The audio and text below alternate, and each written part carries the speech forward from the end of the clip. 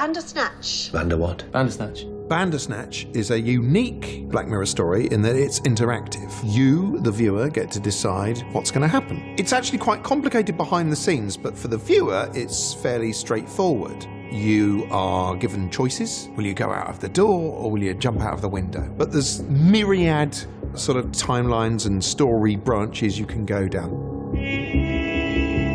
Netflix asked us if we'd be interested in doing an interactive story. I knew I wanted to do another period episode, and I thought, well, what if you're controlling somebody in the past? So it kind of spiraled from there.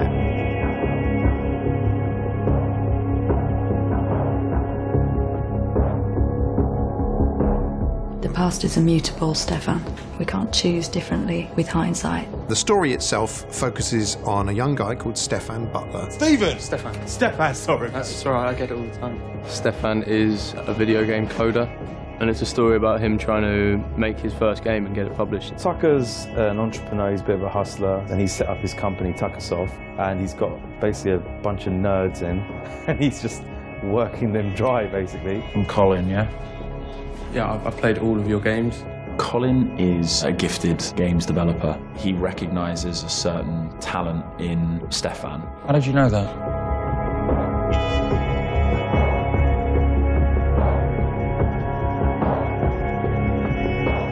It was very challenging at every stage. There were points where, in working stuff out, it got like trying to do a Rubik's Cube in your head, and I had to literally get up from my desk and kind of walk around the house holding my head. It was a new experience producing this film. I remember midway through the first day, literally ripping up the call sheet and the running order and going, okay, we need to do this a different way. Then you've got the actors having to keep track of where their character is, bearing in mind that the previous morning they may have played themselves in a different timeline. It's really hard to get your head around which scenes you're doing because there's just so many. Sometimes I'd be delivering what I thought was version 3 of the dialogue, and I can see the actor opposite me giving me the eyes of, say, that's version 4, mate. As you watch or play, you kind of become part of the story yourself. The interactive element was core. It was adding a whole other conceptual value.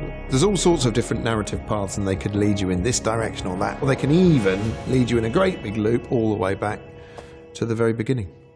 Bandersnatch. Bandersnatch. Bandersnatch is a unique Black Mirror story in that it's interactive.